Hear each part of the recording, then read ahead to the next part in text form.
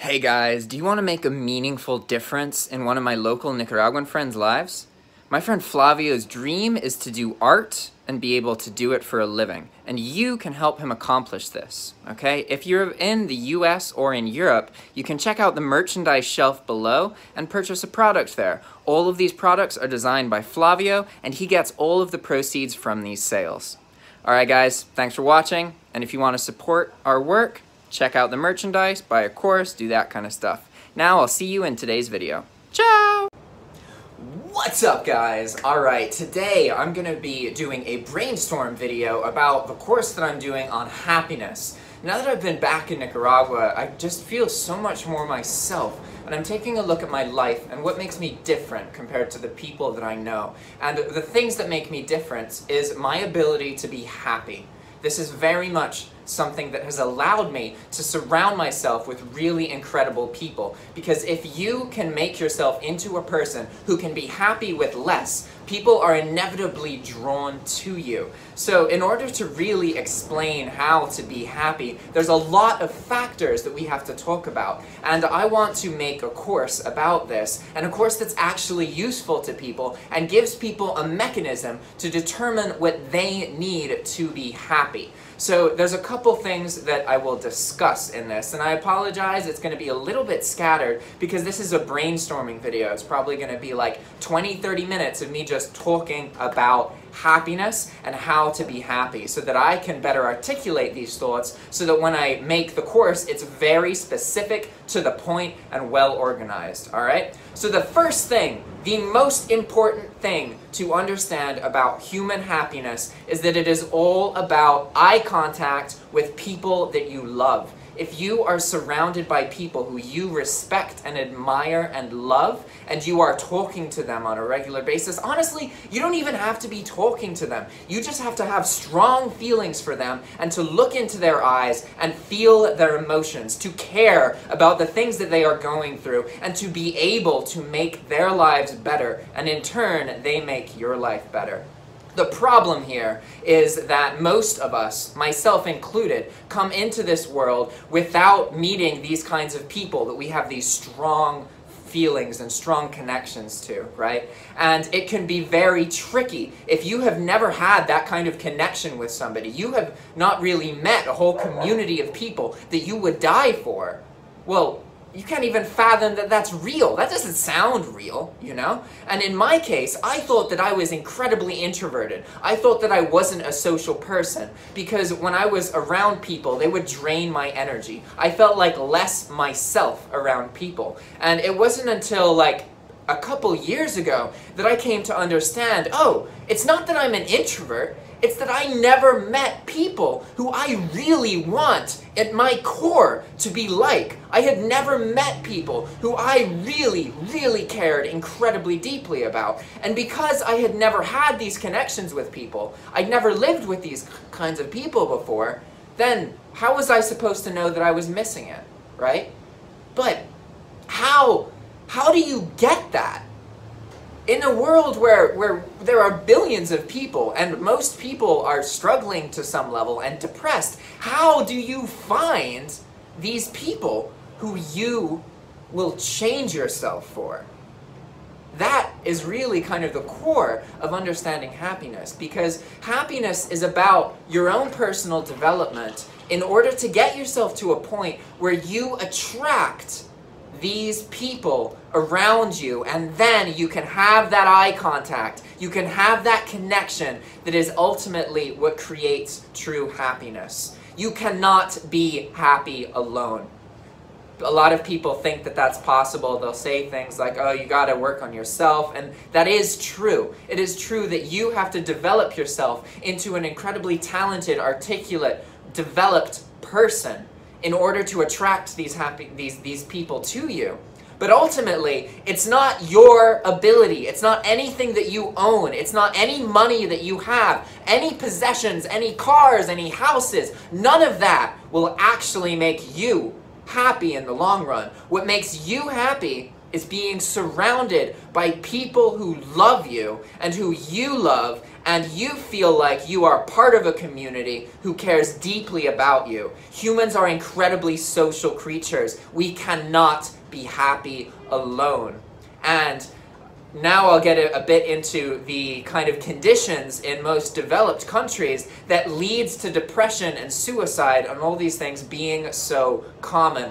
Unfortunately, the way our societies have progressed, it's all about developing you as an individual. So you're getting a better house, better car, better job. You want to be somebody that other people are jealous of. You want to be somebody who are like, they played their cards right. They got their degrees, they did their things. But to be honest, most of the people that I know who went to school, got jobs, studied their asses off, all A students, a lot of these people are really depressed. They have a lot of money. They have everything that they need to be happy except for happiness itself. And that is because happiness comes from a community. You have to be part of a community that you respect and love and admire. You have to feel like you have a home, that you want to be there. You have to be part of that. If you do not have this community, if you are not sharing with other people, you cannot be truly happy. You can only experience brief states of fleeting happiness. Ultimately, other like-minded individuals, being surrounded by them, being like them, and wanting to impress them, wanting to be at your best, not only for yourself, but also for these other people. This is the single most important part of actually being happy. And one of the reasons that it's so hard to do this in the States or in countries like Europe is because people don't value this community as much. People are more likely to be like, oh, you got a really nice car, you're playing your cards right. You got a really nice job, you're a lawyer, you're a doctor, you're doing things right. And if you do what society expects of you, you will often find that you do have almost everything, but you appreciate very little of it.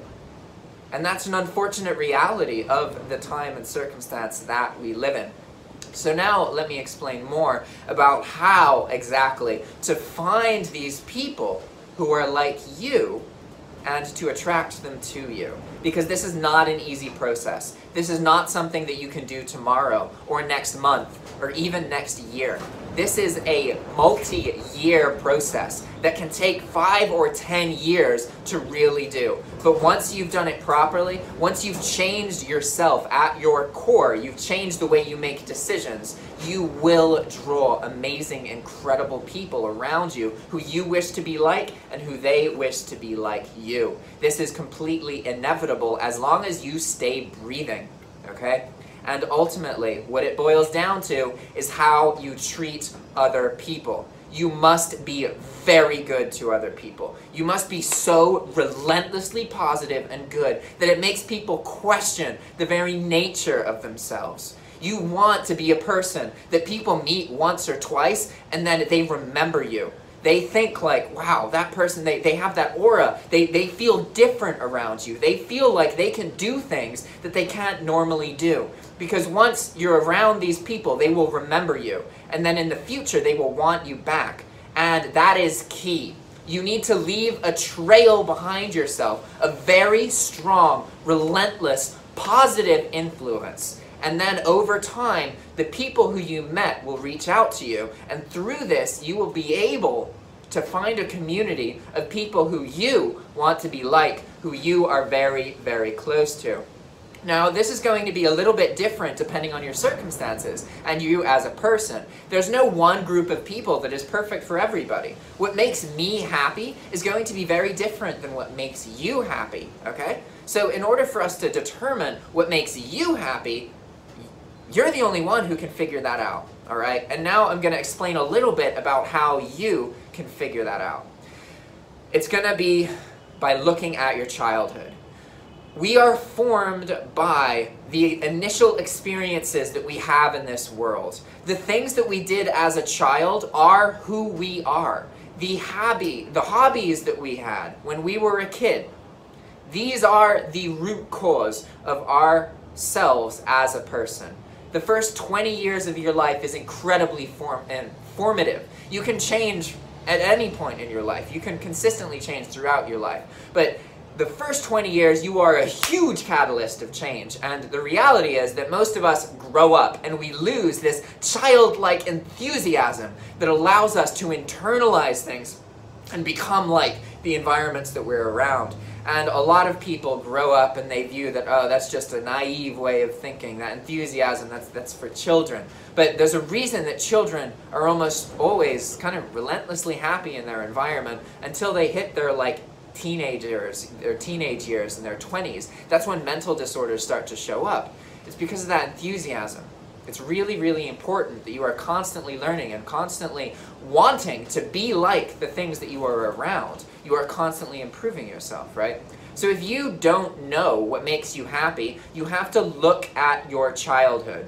And in my case, I found myself 18, 19. I didn't have any talents to speak of.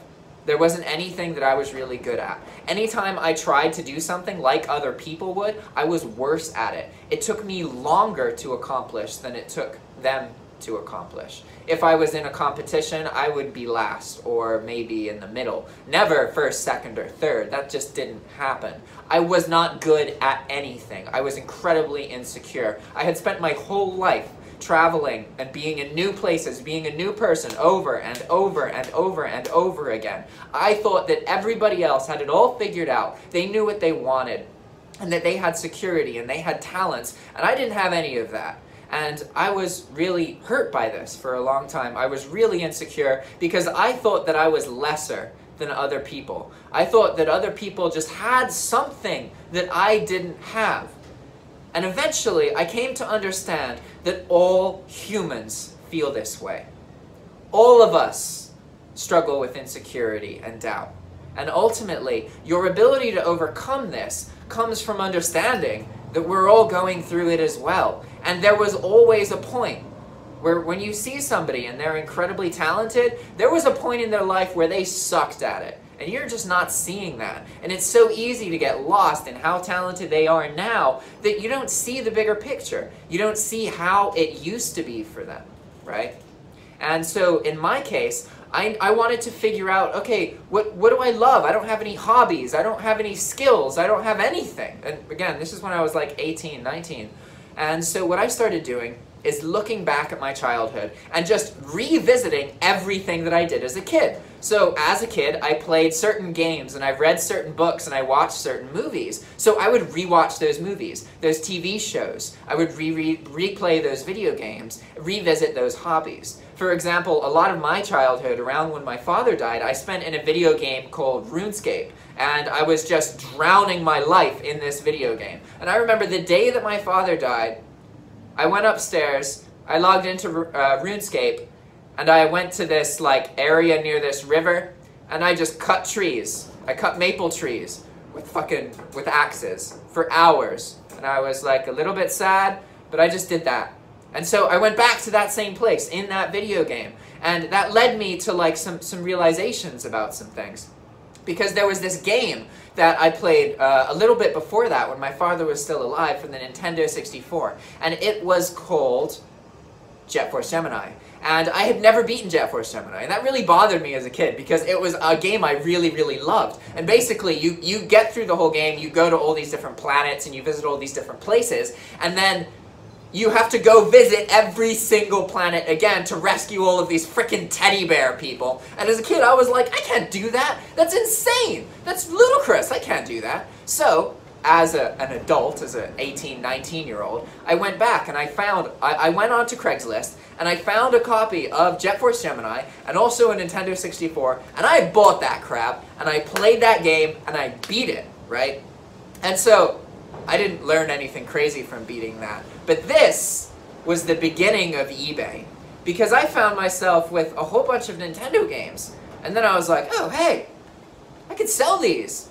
And so I started convincing my friends to invest in me. So I got like 2 of my friends to give me like a couple $100 each, so I could just buy tons and tons and tons of Nintendo 64 games, Super Nintendo games, and Nintendo games, right? And then I was like, all right, I got this huge pile. I had like 100 games. I had like 8 consoles, like 20 controllers. And I was like, all right, now I gotta sell all this stuff. So I made an eBay account, or I logged into my existing eBay account because I purchased things before, and then I start posting stuff. I'm super excited, and then I can only sell 5 items per month.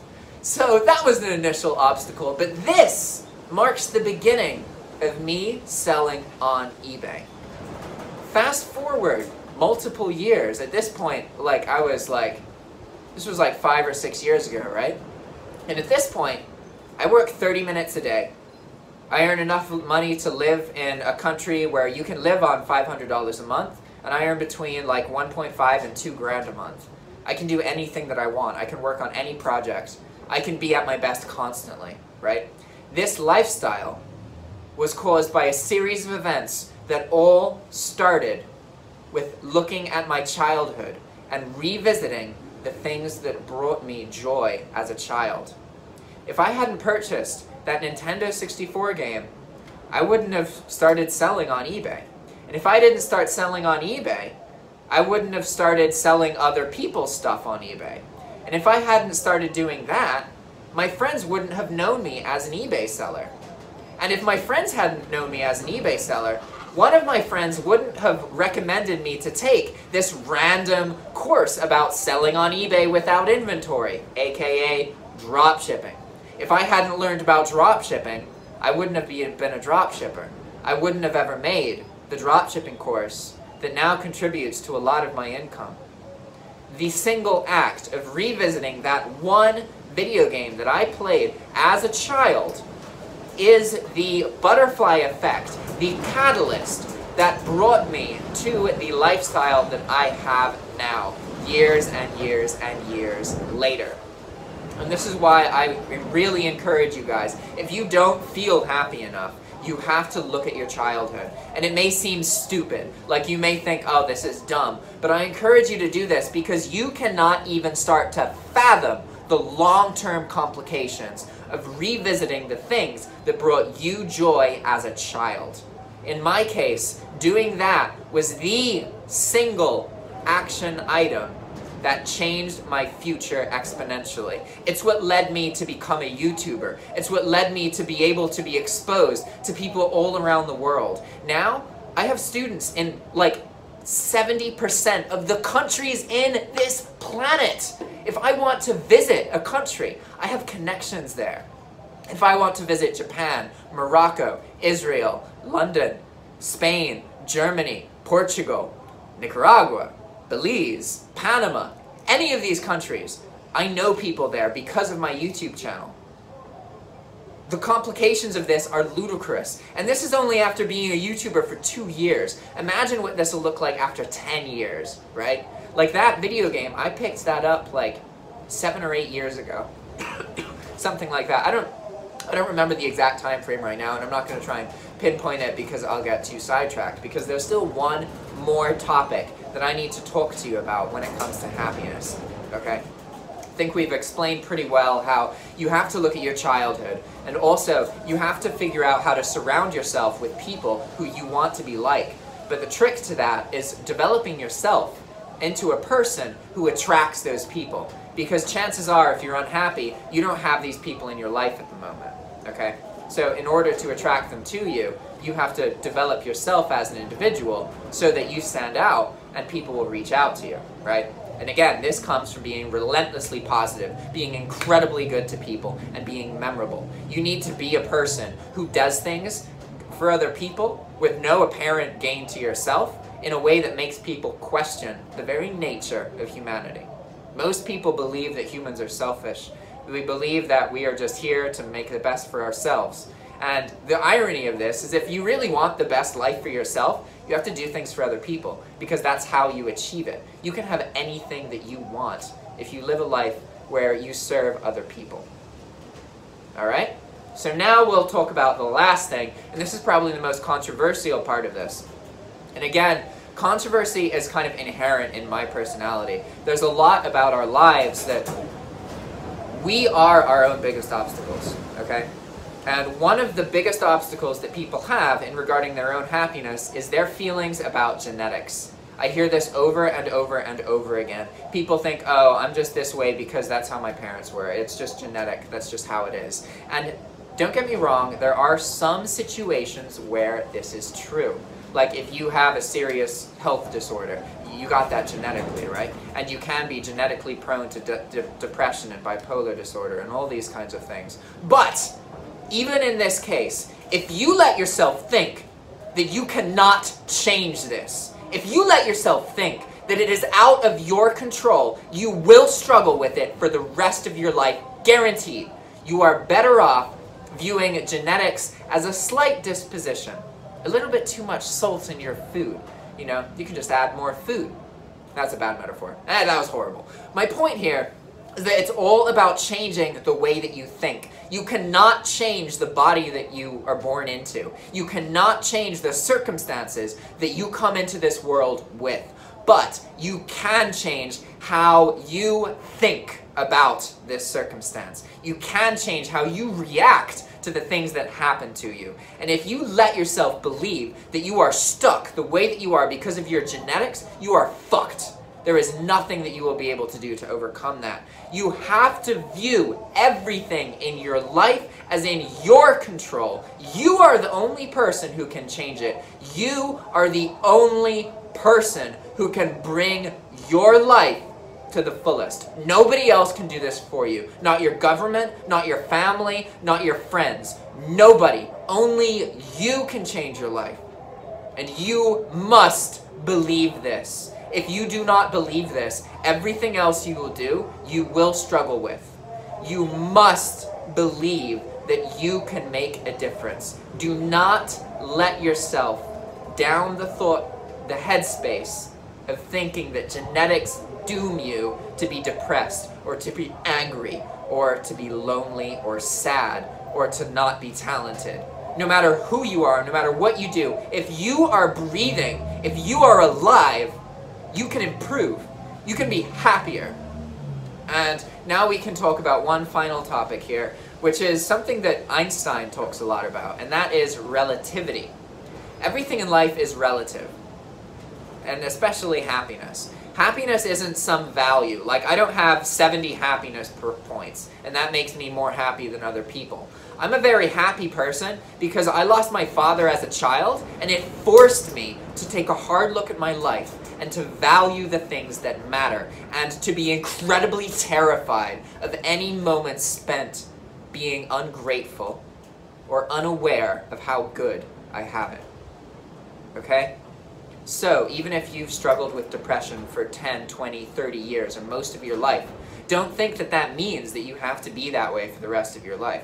If anything, it actually means that you have the ability to feel even happier with less happiness than other people.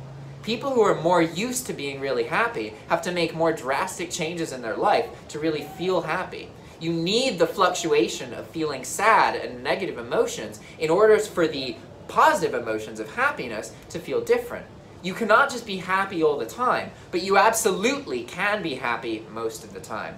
Take this from somebody who at one point in their life didn't care about themselves at all. There was a point when I was 15 or 16, I didn't care. I didn't care about myself in any way. And this honestly is what led to me being good to other people, because the only way I was able to bring meaning into my life was to look at other people and think of what I could do for them, because I didn't care about myself. I didn't care what happened to me. So if I can sacrifice myself to make someone else happy, okay, at least I'm doing something, right? But you can't think that way, because you have to value yourself. You have to love yourself in order to be able to attract people to you. You have to be very good to everybody, yourself included. Alright guys, thanks for watching, and I hope this has helped you. And I understand that some of these subjects are controversial. People are not going to agree with all this, and that's just inevitable, okay? And especially if you're watching this and any of this makes you feel emotional or angry or frustrated, think about why you feel that way. Really, take a look at why. something that I'm saying, and this is just some random YouTube video, if this video is instilling emotion in you, try and understand why you feel those emotions, because that could lead to something amazing. Alright guys, thanks for watching. See you next time.